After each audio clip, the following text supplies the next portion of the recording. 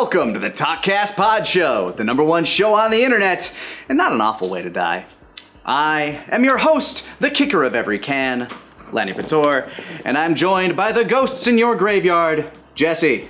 How you doing, Jesse? Hi, I'm good. Good to have you here. It's fun. Yeah, I've never been here in the actual seat for the TalkCast before. Yeah, no, I really like the set. It's evolved over time. I like its current iteration. I know we were just here last night because, playing some D&D, which, TFS at the table, back, having a good time, rolling them bones appropriately. Yeah. This is our friend. He's new. Yeah.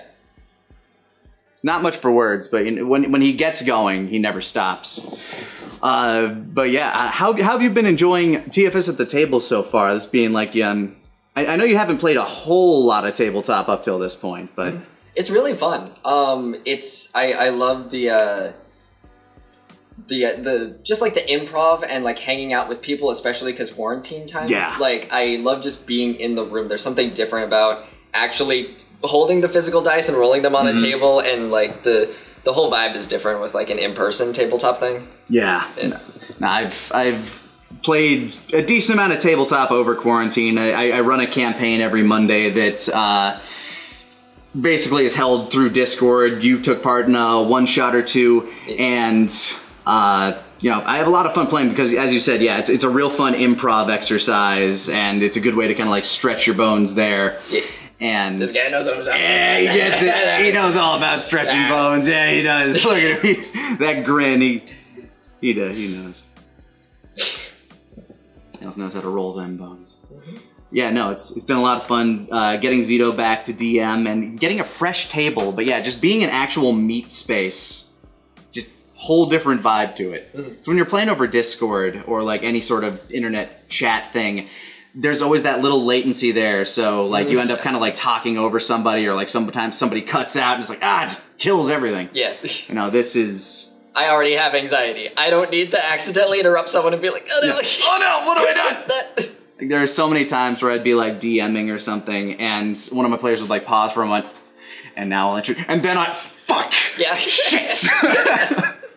Just trample on everything.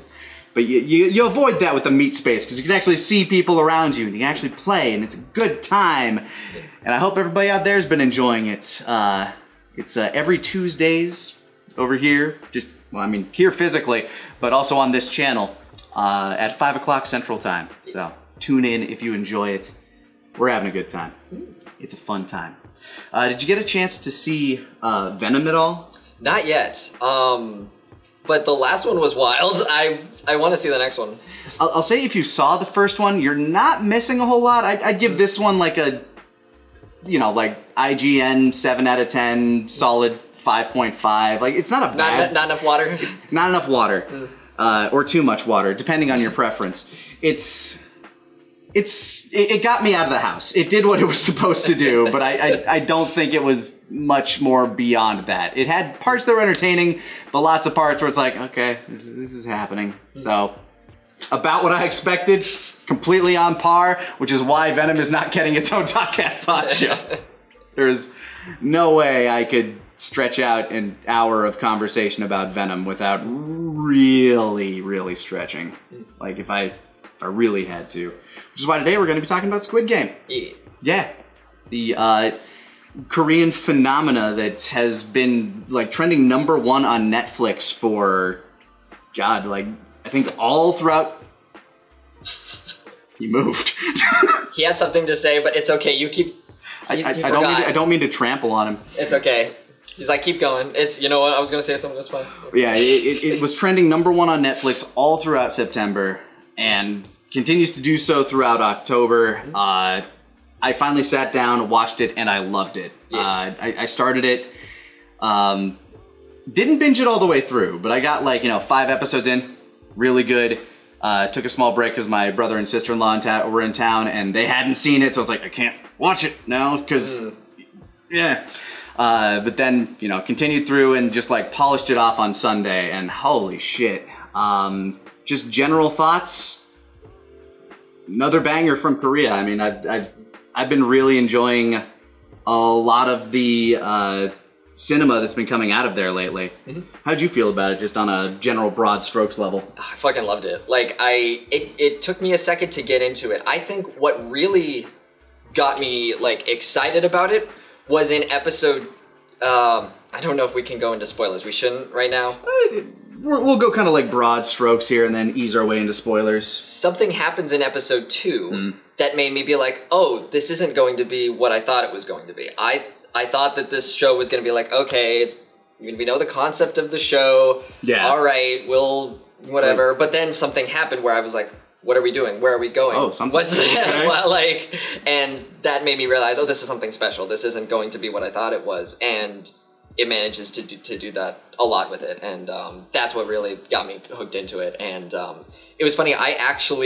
Normally I will sit there and watch the subtitles, but for this specifically, I watched the dub because I was busy editing a video. And I was like, ah, shit, everyone's talking about Squid Game right now. I don't have time to sit and watch the subtitles. I'll put on the dub, and if it's good, yeah, you want to be part of the cool club. Yeah, like, I want to at least know what's going on. I'll put on the dub, and, like, if it really hooks me, then I'll go back and watch the subtitles. And I was working while the English was playing, and I got so absorbed in the show that I, like, stopped editing for a bit and was just, like, watching it, and I watched, like, all the way through. And then I went back and watched subtitles. Because, like, I was like, this is... It fucked me up in all the best ways. Yeah. I've started my second watch through because this show does what all masterful shows really do, like when they have, like, twists and turns in it, where some of the twists that are revealed, if you go back, it changes the context of so many scenes. And I love that. Like, that's how I can go back and rewatch Sopranos, Breaking Bad, Better Call Saul, this, obviously, but, like, whenever they, like, deliver you a bombshell like that, it's like, I kind of want to go back and see, like, you know, all those little signs that I might have missed, or all those little things that I kind of picked up on earlier, and see what kind of context they change into, because, yeah, when they hit you with some of those bombshells, it's like, ooh! Like, some of them are a little easier to call, but then there are, like, some that are, like, way out there, like, oh, damn, I did not see that coming. Yeah, this show has a lot of rewatch value. Yes, which is great for that streaming platform. It also reminds me very heavily of an anime that I know Kieran absolutely adores, and I love as well, called Kaiji. Have you ever seen that one? No. It has a very similar startup concept, where you have this, like, loser of a guy who's super down on his luck, just kind of like, he's super in debt, gambles to try to get back, but also because he's, like, addicted to that feeling of gambling, that rush of the win, but also that rush of, like, the chance. And he gets himself into debt to the point where somebody from, like, a Yakuza bank or something comes up and is like, hey, so... you're fucked.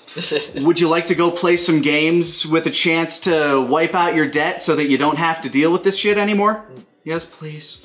And so he plays these games, but of course they have that twist of being like, if you fail this, you're gonna lose something way more than, you know, money. You're gonna be like, either, you know, enslaved by this company, working in a mine somewhere, or you're going to actually physically die. And it has a lot of those vibes, but it does its own thing with it, which I love, which is the, like, the children's game aspect. Kaiji is all about, you know, gambling. They do stuff like with pachinko, dice games, things like that.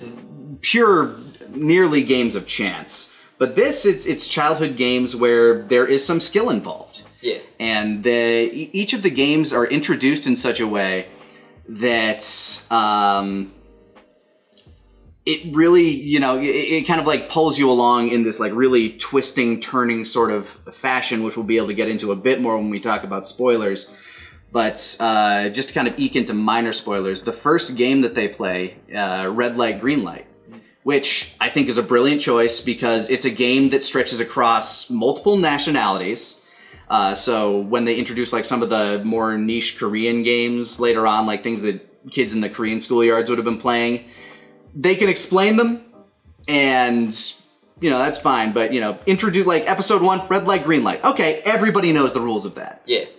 It's not as, like, I know, it's unfortunately tough for subtitled media to get popular in American culture because we immediately want something that's like, well, I can't relate to this. I don't understand. Yeah, I need something like, immediately digestible. Yeah, and like you said, it's easier to, like, start with Red Light, Green Light, and then go more into niche stuff. Exactly. It's a good choice.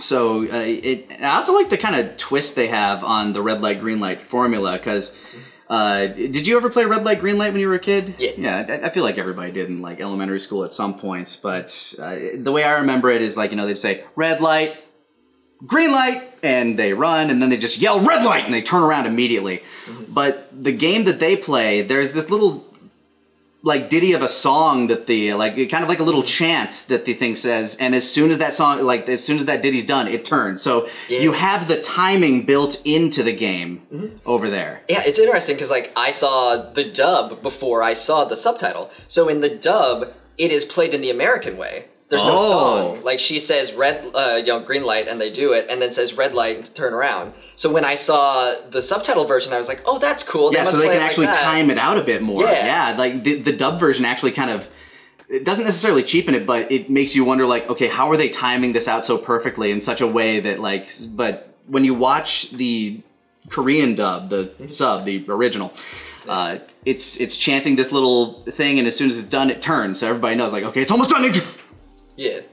But man, that moment, I think I would have died that very first game. But if I'm going to be honest about like, where I think I'd fall on the Squid Game hierarchy, I think panic would set in very quickly as soon as you it was a very like realistic scenario where like, all of a sudden like somebody's like running, they don't stop in time, bam! Yeah. Just get shot by a sniper from somewhere. It's like, that dude's not moving. I'm gonna go check on him. This guy's dead! Everybody starts running. Just that's mass. That would have fucked me up because like someone would bump into you, and then all of a sudden, like now you're like you didn't mean to. You moved. Yeah.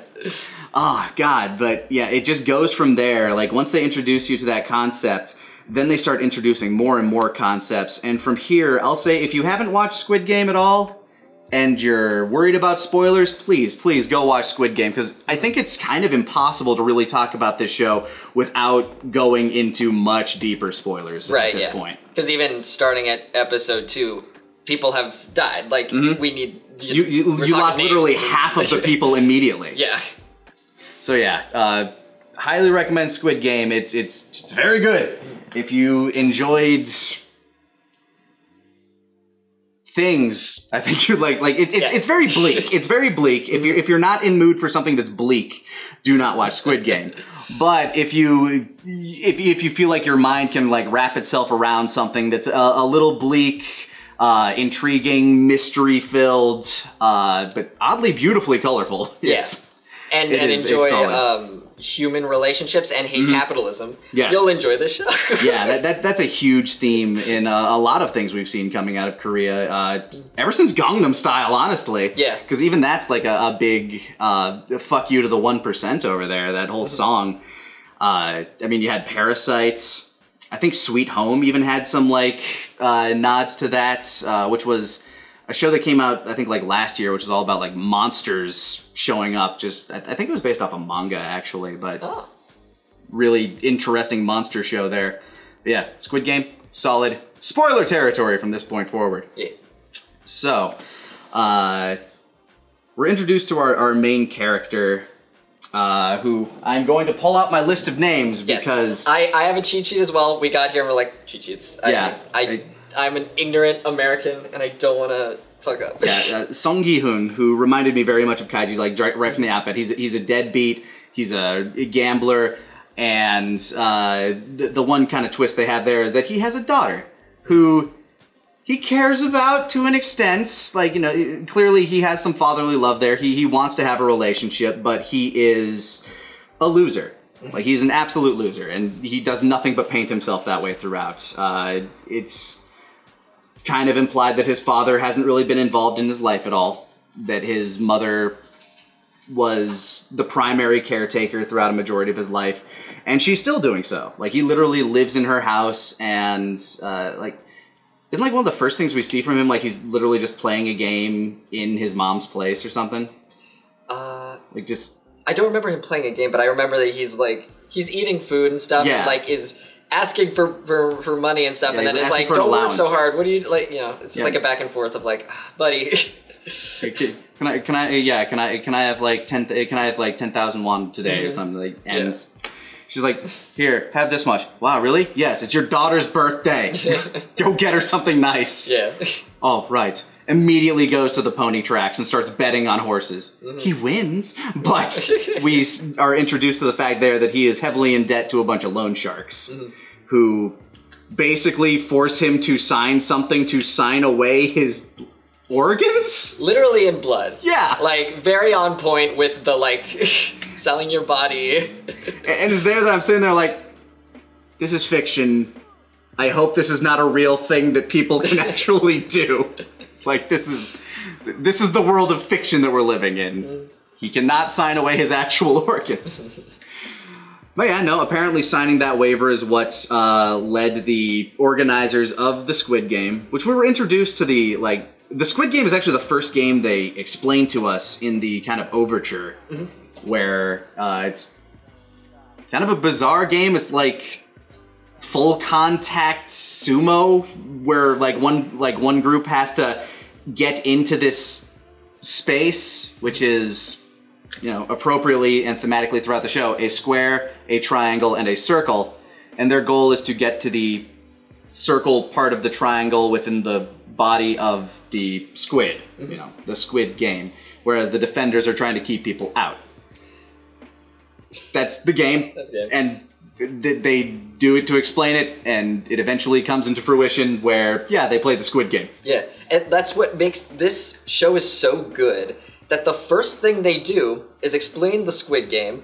The show is called Squid Game, and by the time we get to the end, I had forgotten all about it. I was like, what's the last game gonna be? I didn't even think about it. And then they're like, here, I was like, oh, of course. Like, I was so invested in the characters and in the actual show, it was right in front of my face, and they make you forget. Like, yeah, you see Sung playing with, you know, some of his childhood friends, like, you know, this was my day of glory, and then you immediately flash cut to him being an immense loser.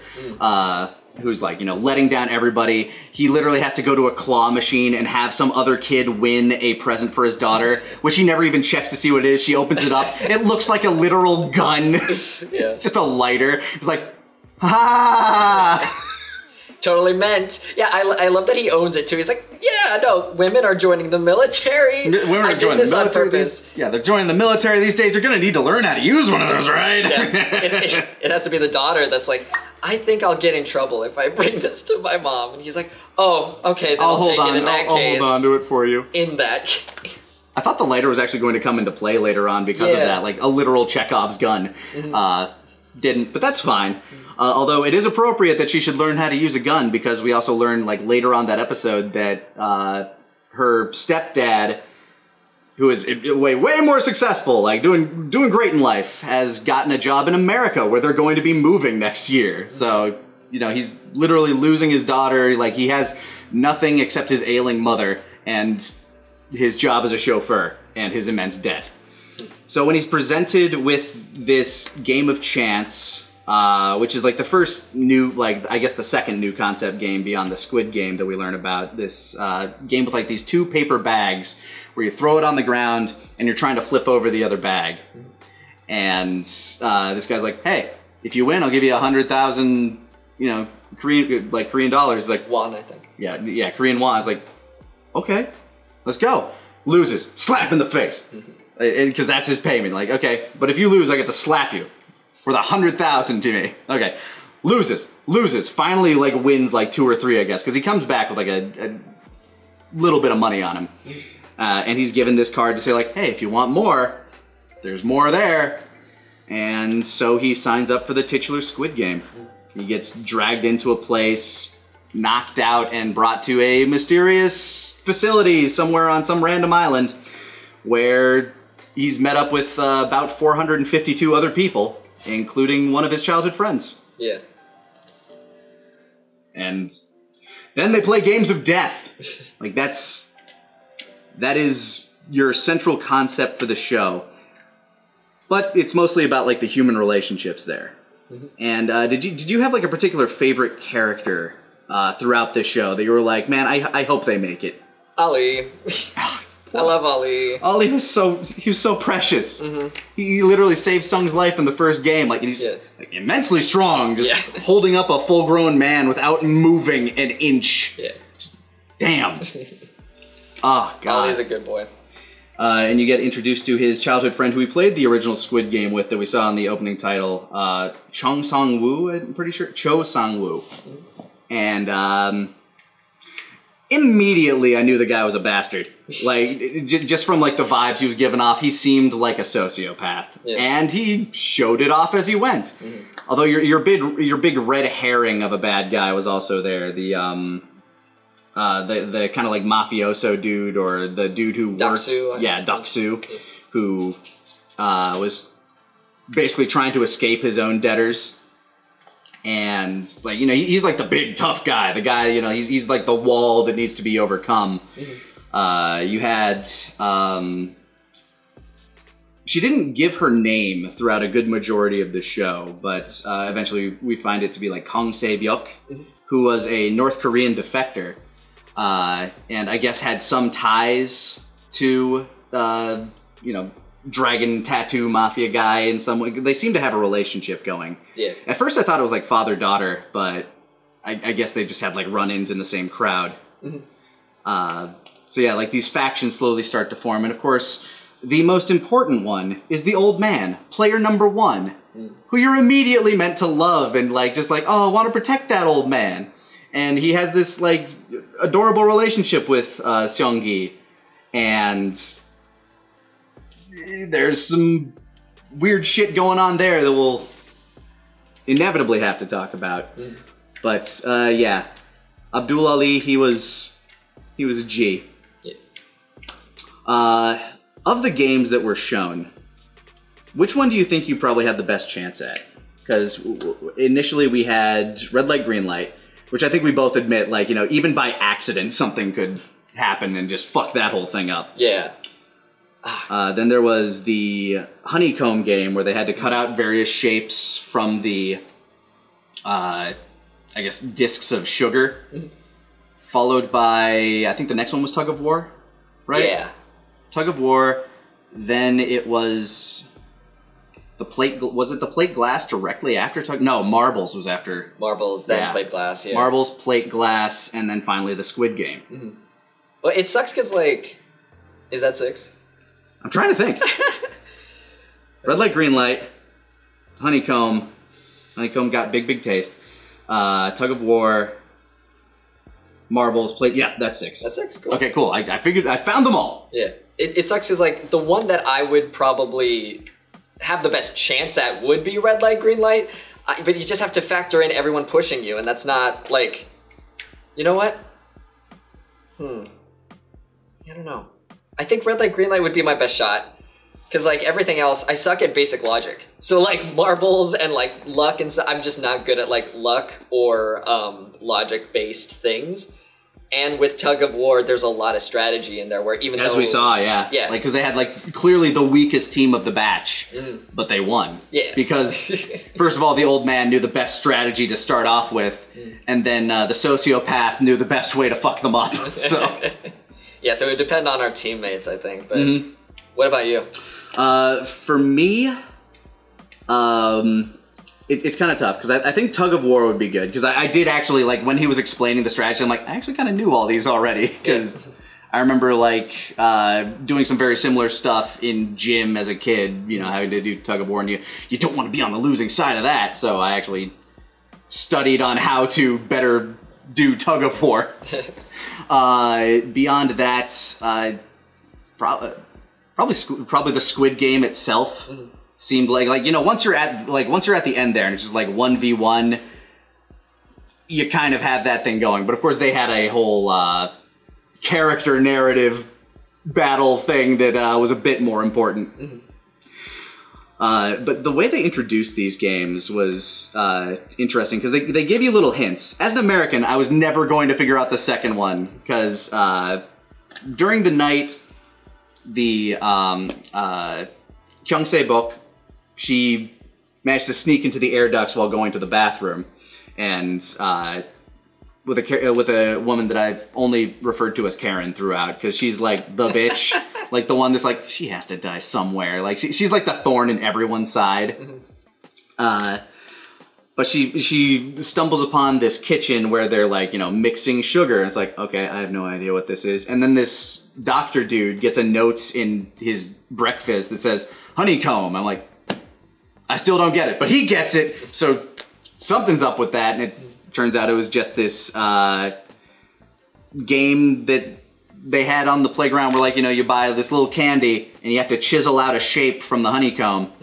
And all of our, you know, at this point we had a faction of characters. You know, you had the sociopath, you had Ali, you had our main character, and you had the old man.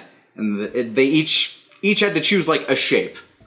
And by this point, you already knew that something was up with Chung Sung-woo, the sociopath of the group, because he had already been given hints as to what the game was, and you could tell that like something had already clicked in his mind. Because when Seong Gi-hun, the main character, chose the umbrella, he was like, why are you doing that? Why are you choosing that one? Yeah. I don't know. I always keep forgetting it. Okay, good luck. Yeah. Like, he already seemed to know, but he like didn't care. Yeah, you could see him like changing throughout because he almost stops him. He almost says like, I don't think you should do that, but then decides not to. It sucks because he votes to stay in the game when everyone has the vote in episode 2. Yeah, which was like that big twist I imagine you're talking about. Yeah, that's like, what happened. Is like, at the very start of the very start of episode 2, they're like, hey, this thing says you know, if a majority says we don't want to play, then we don't have to play. Yeah. Okay, we'll have a vote.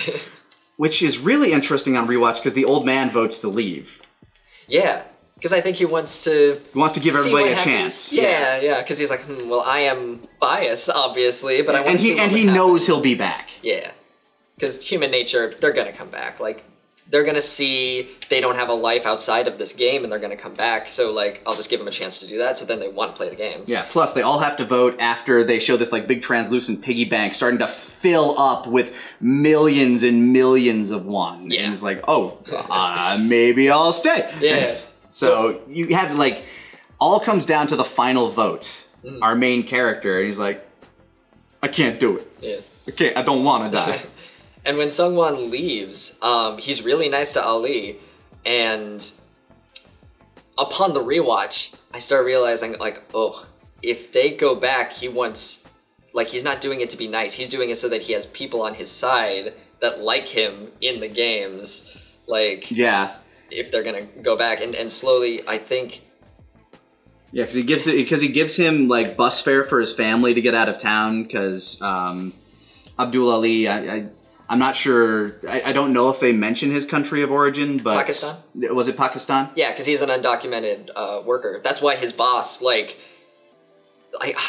I love Ali so much, and I feel he's so such a precious boy. Yeah, he's always like, I read this whole Twitter thread about how, like, you know, there's a lot of racism, is it like all over, but like in Korea, South Korea specifically, about like anyone who's darker than you, and he addresses it like Sung-won. He addresses him as sir a bunch of times, and he's like, hey, don't call me sir. Like, I think he has this conscience of like, I'm gonna stab you in the back. Don't call me sir.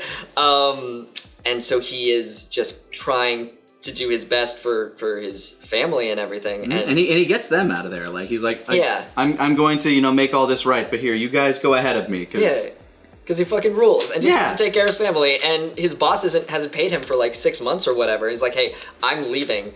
Like, my fingers got fucked up working in your place and I couldn't go to the hospital. I need you to give me the money you owe me right now. And the guy's like, I've got pains too. Like, look, man, I got other people I need to pay. You get in line. It's like, you son of a bitch. Yeah, it's like, no, you're treating me like this because I'm an undocumented worker. And the moment I complain to someone, I get deported. Like, you know that you have all the power here. And then he injures his boss because he has this like crazy strength compared to like what his body mass actually looks like. Yeah. That was ironic that, like, you know, Ali's fingers got fucked up and then the factory worker's hand got stuck. There are a lot of really appropriate comeuppances that kind of like play throughout this. Yeah. And yeah, so he's like, well, now I'm in deep shit. Now I really need the money. Now I have to go back in. So poor boy seals his fate because he's trying to be the good guy. I will never forgive Sung-won. That's what he did to Ali. I'm so mad still. Stupid Sungwoo the sociopath. But yeah, like when you get introduced to these games and you start realizing that like some characters know a bit more than the others, oof. It was immediately apparent during the third game that it was going to be a test of strength based on who they ended up finding themselves with. Because they were with like the weakest team, the old man, two of the most frail girls of the bunch. Well, actually no, three of the most, because they also had Karen on their team at that point too. And just like a couple of rando dudes. So it's like, oh shit, well they're going to have to, you know, overcome these odds, and it turns out to be tug of war. Obviously the first team, like the one led by the big strong dude, goes first, and they just pull these guys into oblivion. And easily win. So when the old man comes up with this strategy to win, you're like, oh shit, yeah, no, let's watch this play out. And they somehow pull it off. We're also, there's this big relationship between like the Karen character and the big strong dude, because she's just trying to, you know, lamprey herself onto like her best chance of survival. Because even though she's going around talking all this good shit throughout the show, saying like, oh, you know, I can do everything great except the things I can't. Which is pretty much everything, as we've come to find out. And she's good at surviving. Yeah, I'll give her that. She is a survivor. She'll like pit people against others all the time. Like that's her move. And she'll use her sexuality to her advantage, which I think only worked on the big guy. Yeah. But they play through that, and you know, they give you this immediately hateable character, like a whole bunch of immediately hateable characters, and a character that slowly, as the show goes on, you're supposed to hate more and more. That being Sungwoo, which inevitably ends at the marble section, where it's like, nope, line crossed. You're dead to me forever. You're a bastard. Yeah, there's no coming back from that. Absolutely not. Oh, I'm so mad. I'm very mad. The marble section was probably the best lead into a actual game. Because up until this point, you know, you'd been forming teams that you'd be playing against other people. I figured that this was going to happen when they said go into teams of 2. So I'm like, okay, so immediately we're losing half of the people. Yeah. So automatically, half of the people are gone. And my brain immediately went to, the person that they're choosing is the person they're playing against. Because that's going to be the cruel irony of going in there with because you're inevitably going to choose somebody that you trust. Because that's been, you know, the modus up until this point, is you've been hanging around people that you would work with. You're not going to walk up to somebody that you hate and be like, okay, let's play this game together. You know, we're going to do this. Yeah. No. Whereas that probably would have been easier, because as we find out, you know, everybody teams up with their friend or people that they believe are strong allies. Even like a husband and wife are together in that one. Yeah. And it's just like, oh, how devastating to learn what was actually going on. This was also our first big hint as to like the old man's actual identity. Like the first real big hint. Yeah. As he's like walking around feigning super dementia at this point, because his whole thing has been that, you know, he's there because he has a tumor in his head and he can't afford the medical care. Whereas now, pretty much a little after this, we learned that he is the dude behind this whole thing. Yeah.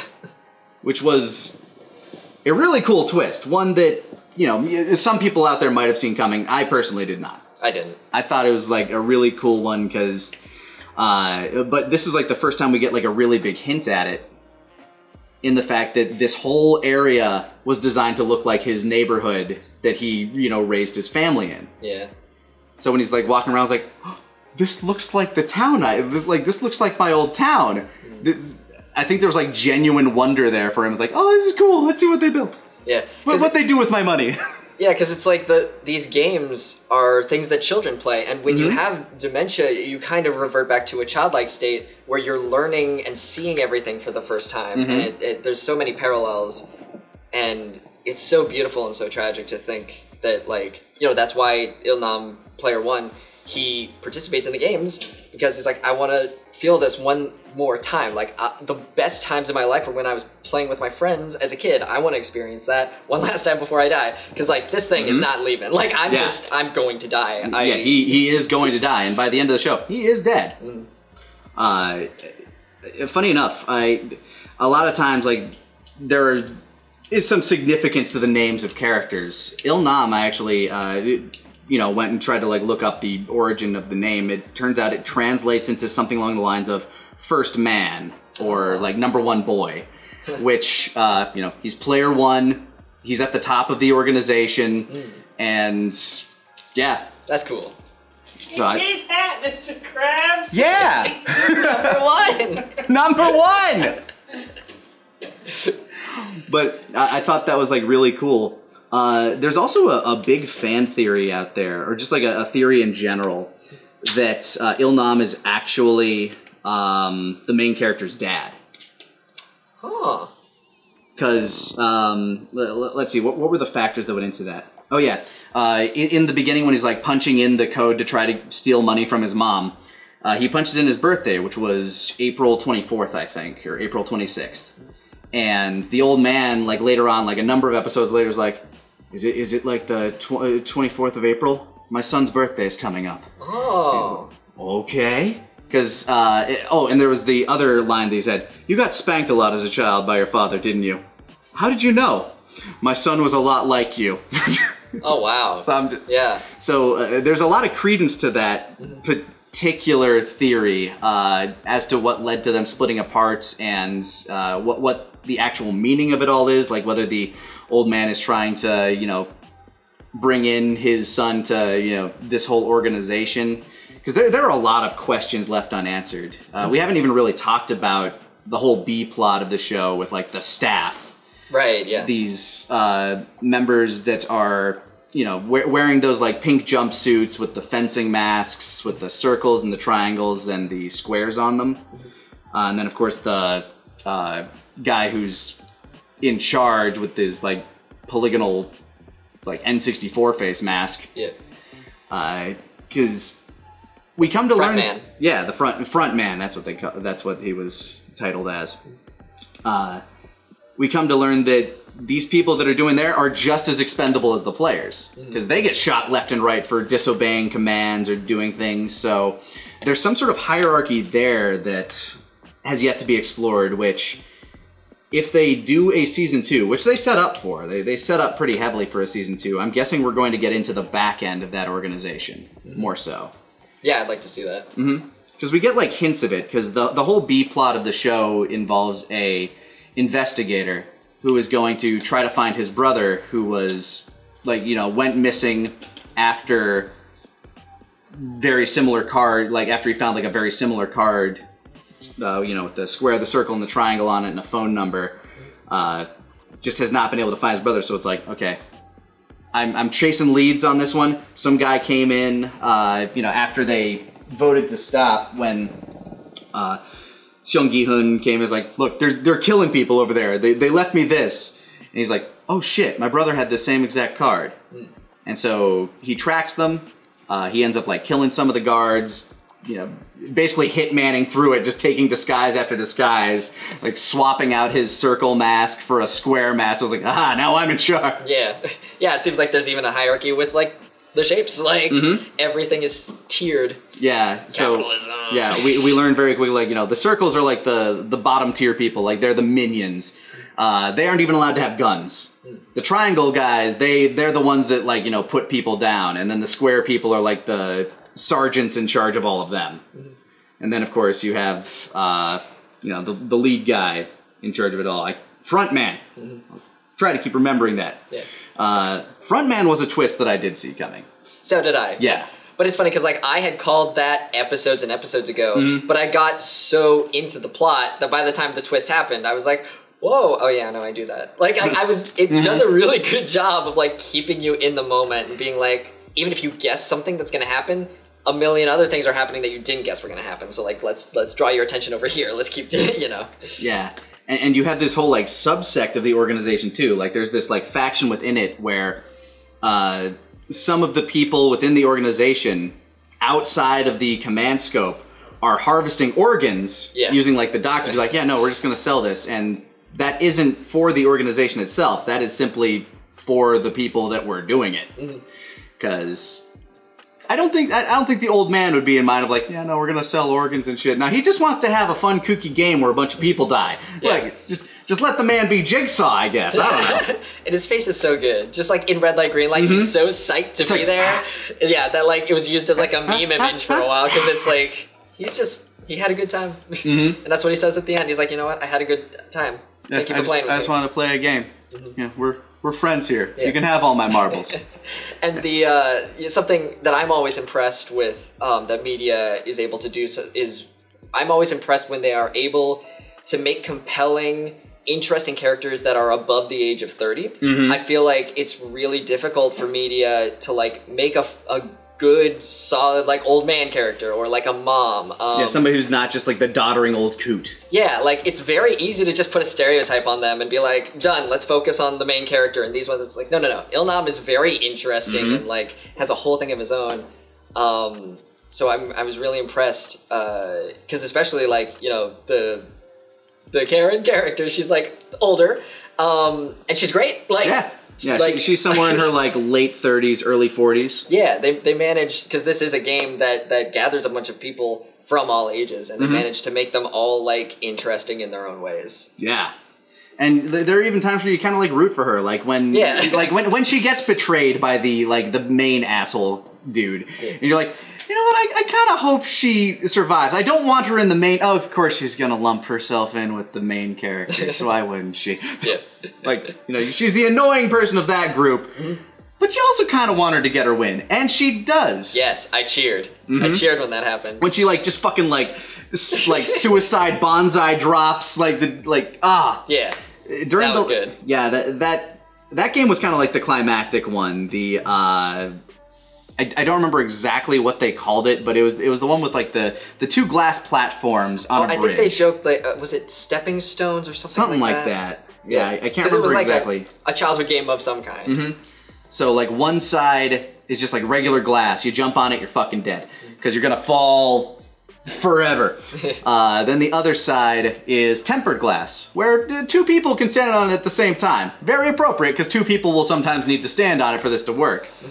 And they played really well with the psychology going into this, because it's around this point that you get introduced to the VIPs, the white dudes, who are there to just gamble and be assholes and not particularly great actors. So they're all there just like, you know, betting on people like who's gonna live, who's going to die. And before the game starts, he's like, would you like me to introduce you to the next game? And he shows them this model of this thing, and you're just sitting there thinking, what the fuck is that? What is it? Yeah. And the next bit of information you're given is that when the players are walking in, they have to choose a number. So you're like, okay, what's the number mean? And they tell them, the number is what order you'll be going.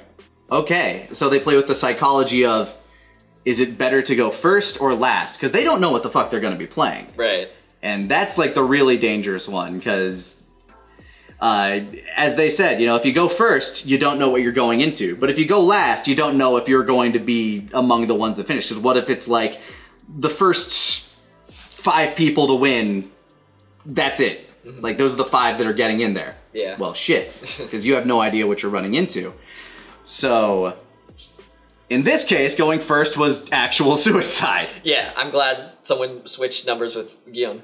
Yeah, so he could be the last guy, to go across. Because the last in this one was, while not necessarily a guaranteed win, was the safest. And of course, Bully McAsshole was just kind of in the middle of the pack, shoving people forward like, keep going!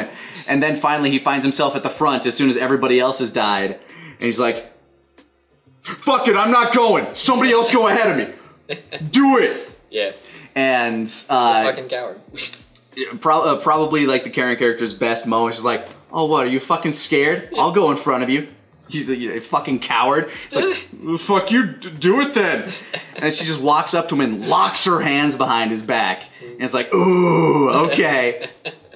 And I'm just like, throughout this whole thing, I'm just like, you know, at least on her way out, I hope she suplexes him through the glass on the other side. I can't remember if she actually did or not. In my head, I feel like she did, but didn't really eliminate another block, but hey, she got him. Yeah. And, you know, as we talked about with like thematic eliminations, she said, you know, we'll get through this together. We'll end together. And so they did, as she just bonsai dropped him straight to hell with her. That was probably the most satisfying moments of the show. Like, I agree there. Yeah. Which is great because it is immediately after the episode that we lose poor Ali. Yeah. The marble episode really fucked me up in a lot of ways. Devastating. Because it also just, like, really drove home the point that, like, this show is about human relationships. Sae-byeok and Ji-young, I believe, are the two female characters that are like... They pair up because, like, look, you and I'll work together because I feel like we're both in the same boat that nobody else really wants to work with us. Yeah. And then they realize, oh, one of us is going to die. Okay, how about we just talk for a while and then we'll just do it all at once at the end. Yeah. I don't feel like going through this bullshit. Right. It's so beautifully done. It's just like, you know, Sae-byeok isn't talking the whole time, basically. It's just Ji-young just like, you know, just talking, having a casual friend conversation, just like picking her brain about stuff. And she just drops the marble at the end. And it made me realize, like, this whole conversation, like, Sae-byeok ends up dying and doesn't tell people about that conversation she had with the other girl. So these are just all, life is so fragile. Like, no one knows that conversation that they had. It's just going to die and be nothing, and no one knows that happened. And Ji-young breaks through Kang Se-byeok's armor very well with just the line like, look, one of us is going to die, so whatever's said here, nobody else is going to know. Yeah. So it's like, okay, I guess you're right. So like that's like this ultimate therapy session that these two both have with each other, and these like this series of very beautiful scenes as they're telling each other, you know, about their life. And this is where we get introduced to the fact that Kang Se-byeok has a brother who is somewhere in like, you know, just foster care. And her mother is still stuck in North Korea and she doesn't have the money to bring her over. So it's like, well, you know, I need to do this for my brother. So Ji-young, who's admittedly doesn't really have much to live for, who's tried everything but just doesn't dig it, it's like, yeah, whatever. Just drops the marble when they're playing this game. It's like, okay, who can get the marble closest to the wall? It's like, there you go, you win. Yeah, it's like, oh, Butterfingers, I don't know. Oops, it's like, no, you have to play, you have to play. I did, I'm just really bad at it. Go get your brother. And it's like, oh! Yeah. Ah! She says, like, let me lose in style. I'm like, oh. Yeah. Oh, God, just let me be cool. Yeah, like, and I'm like, damn, that is real cool. Oh. And then you're followed up by the betrayal of poor Ali, who was fucking schooling Sung-woo this whole game. Where it's like, I guess they were playing a game of like evens odds, you know, how many do you have? How many did you bet? And then you trade the difference or something. Yeah. And fucking Sung-woo's just like, how do you keep doing this? It should be a 50-50 game, but you keep winning. Like, I haven't won a single round. I only have like a marble left. Yeah. He's like, I don't know what you're talking about. I'm just playing. I'm sorry. Like, I don't want you to die. Yeah. It's like, okay, well, there might be a chance for us to both live. Clearly, they aren't just going to eliminate everybody that doesn't finish the game. They clearly fucking would. Because poor Ali is just too gullible. He wants, like, he is such an optimist, such a pure boy that he sees the silver lining in everything. He wants to believe that everything will turn out okay. So when Sung-woo tricks him, like swaps the bags, gives him a bag of stones and takes all of his marbles and just walks to the exit, I have all these marbles. Just like, ugh.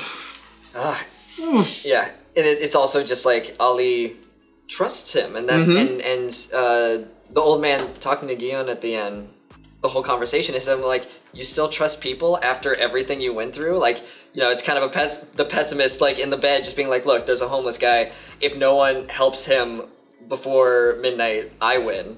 And if not, you win. And my hormones have balanced to a point where I don't really cry anymore. It's really difficult for me to cry.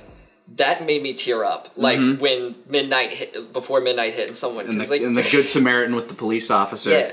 Because that really is the truth, is you just need one person. Because you also had that moment during the marbles game where Gi-hun was being a fucking asshole. Yeah. Taking advantage of Il-nam's, albeit feigned, dementia, or at least presented as feigned dementia. Yeah. Where he's like, holding out the marbles, like, okay, even or odd? Even.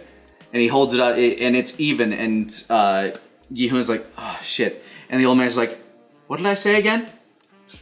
You said odd.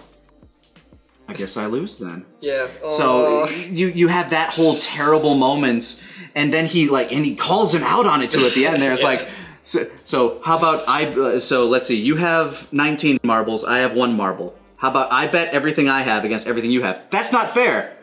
It's not fair. It's not fair. We can't do that. Is it fair to take advantage of my dementia? Yeah. Oh. And he was like, I was never going to let you lose this. Because we're marble buddies. I can't remember the actual Gongbu. I'm pretty sure is the name. I think so. Yeah. Yeah, because you're my Gongbu. It's like, which we don't know that he's the guy behind all this and that he's going to survive this event yet. So we see him as the sacrificial old man. Yeah, and they did it great because upon a rewatch, I noticed he's the only one we don't see actually get shot in the head. They pan away, and so you don't actually see it. And I was like, oh. Yeah, they're very clear about who dies, which also leads me back to the point of the B plot with Junho, I'm pretty sure was his name, the investigator. After he finds out that his brother is the top guy, the man in the black mask, they have this confrontation where it's like, look, we can take this whole thing down together. He gets shot and falls off a cliff. I'm like, I don't know. Usually when we see death, it's pretty definitive. I think he's alive. Yeah. As I was also wondering, I was assuming, the front man seemed like he was trying to, not killing him right away was very confusing to me. I was like, oh, they've killed so many people. Why? And he purposely shoots him in the shoulder, too. Yeah. Clearly just a spot to wound him. Mirroring the shot that he took, so... Again, there's thematics going. Yeah, there's a lot of cool parallels. I wouldn't be surprised if he's alive still. One of the crazier rules we learn about in the game is the fact that the contestants are allowed to kill each other at night just because. That changes all the rules. It really did so much. That game could have ended in one night. You could have just had this battle royale thing going. Yeah. Which I think would have been more favorable to a lot of the people. But of course, this was another hint that we got that the old man was behind it all, because as soon as he was like, I'm scared, the guards come running in with guns. Yeah. Which, in hindsight, is like, you know what? Yeah, that is a little suspect. Just, that old man's scared. We can't let this happen. Yeah, you get, you have, I think it's just one big murder spree at night once, and then for everything else, they don't really do a whole lot of killing between games. Yeah. Except for fucking Song-woo. He's a goddamn asshole. After, everybody has this delicious dinner, and they're very purposefully left each with 1 knife. It's like, oh, goddamn. Yeah. It's such a beautiful stylistic show. That's one thing that we can't really do justice during this conversation, is talk about how pretty how fucking pretty it is. It's so good. It's so well shot. All of the colors, despite being you feel like your eyes are gonna get diabetes, just they play so well together. Yeah. All of these very bright, childlike, colorful, playful colors. Yeah, having it's a monstrous thing they're doing, but they're all in pink. That's so good. Yeah, it's that insane juxtaposition. Yeah. So finally we end up with the climactic battle, which I feel like almost always ends up one-on-one in this scenario. They paint it all you have to do is win 6 games. But I think they, the under rule of that is there's usually only 1 winner. Yeah. Yeah, one of you is going to go home with the 42, I think it was 42 billion won or something. Crazy number. I loved the look on Song-woo's face though, because you could see the fear that you pushed Gi-hun to a point where he was just staring daggers at him, just I'm gonna fucking kill you. He knew he fucked up. And I love that opening move too, where they're playing the game, and he's just you see him just like when he was a kid, just kind of scoops up a handful of sand while all the VIPs are like, what the hell is a Squid Game anyway? I'm American. Yeah, they need to re-explain the Squid Game, despite the fact that this entire thing is the entire organization, as far as I'm as far as I know, is called the Squid Game, and clearly this is not the first time it's happened, and so... Yeah, I wonder about that. Like, Yeah. is it called something else? Because they did it in other places. Yeah, Was it called something else? they imply, like, they even say, like, yeah, the Koreans always have the best version of these. Like, they always, you know, they always kick the shit out of, like, the other countries. I'm wondering, like, do they do this in Japan and, like, London? Like, And what are those like? And also, I love that, like, their opinion, like, I genuinely love that their opinion is that, like, we love the number 69. Like, I Yeah. love that they were just like, Americans, yeah, no, they would for sure just be like, because that's what I would do. If I was one of the VIPs, I would bet on number 69 and then 96. Yeah, the fucking, like, sex pest among them was just like, Yeah. I voted on 69. Why? You know why. It's a beautiful number. It's a beautiful number.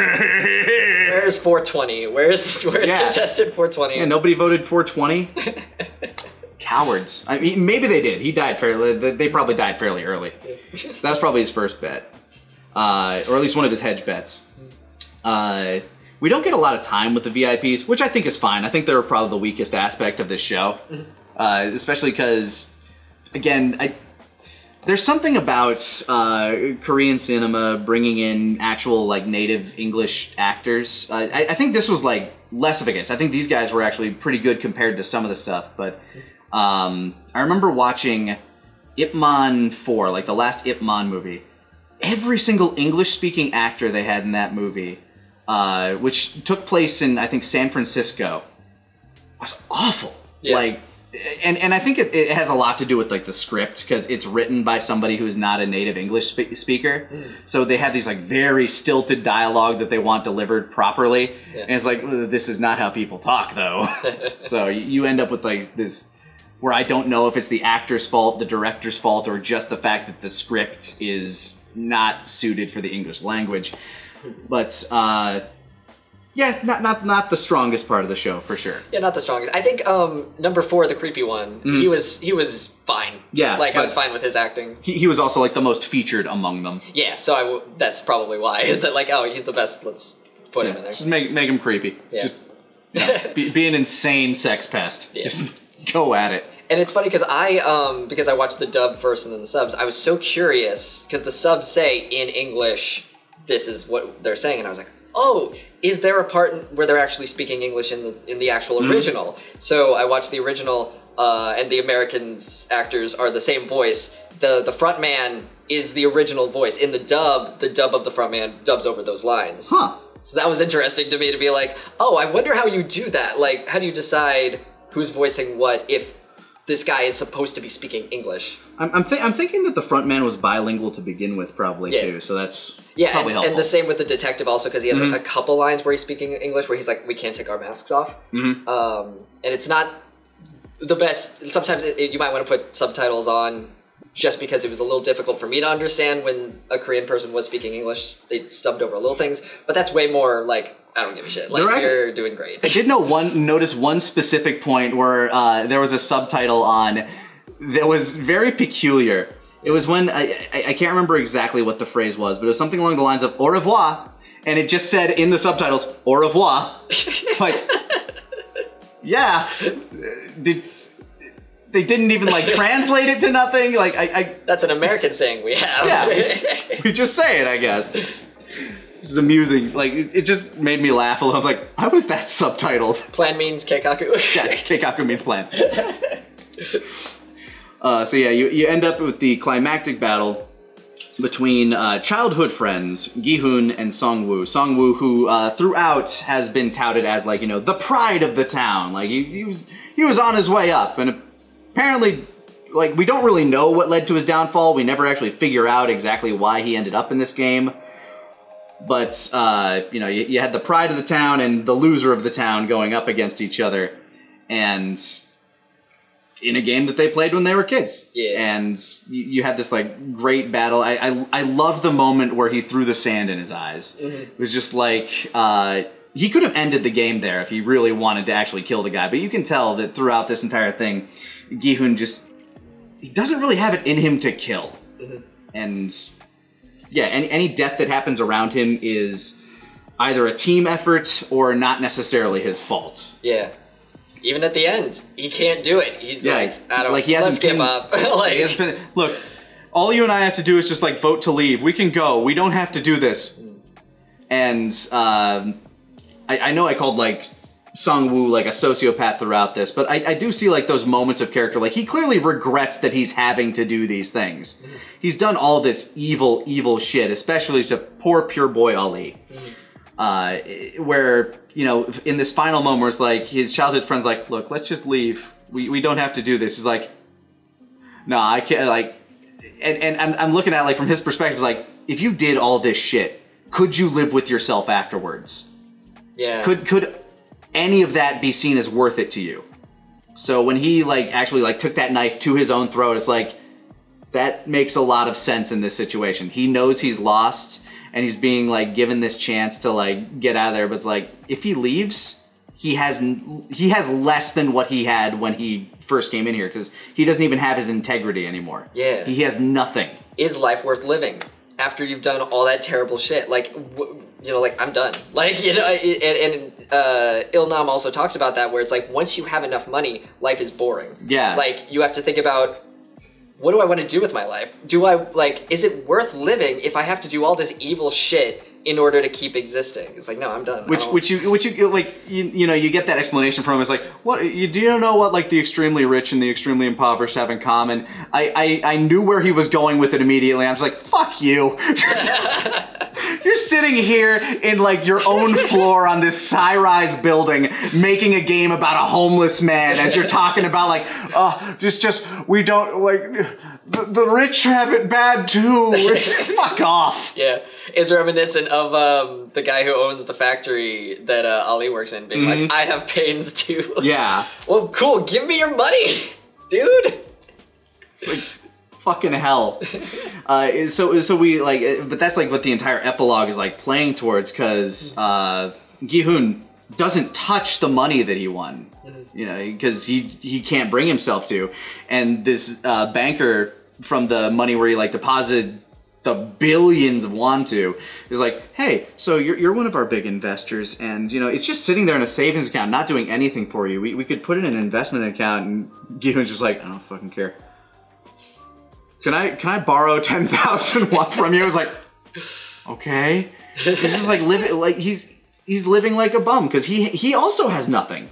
His mom died while he was there playing the game, which he was trying to win to, you know, make her happy and, you know, give her a better life and potentially try to reforge a relationship with his daughter, which he also kind of threw away in the process. She's now in America, and after that game with, like the final game with Il-nam, after we realize, oh, he survived and he's been behind this the whole time, where they're like betting on the homeless man, whether somebody will stop to help him.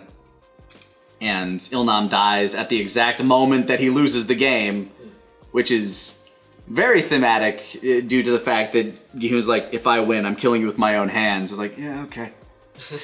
He never had to kill anybody. Yeah. Gi-hun remained pure throughout. Yeah. And then he finally, you know, that just kind of like breaks the thing in him. He's like, okay, I'll start using this money. I'm gonna go like, you know, create a relationship with my daughter. Dyes his hair red for, I'm guessing, metaphorical reasons that I don't have time to dip into and try to figure out for myself. But then something changes when he sees somebody playing that same bag game. And it's that same dude that like was slapping him a few years back. He's like, no, this will not stand. He goes to try and stop it and finds the guy who's playing with, takes the card from him, calls that number, and is like, look, you already won. You don't need, like, just stop here. Okay, like this is, click. And it's so creepy that he's like, get on the plane. It's for your own good. Yeah, like, get on the, yeah, they know where he is. Like they have people watching him.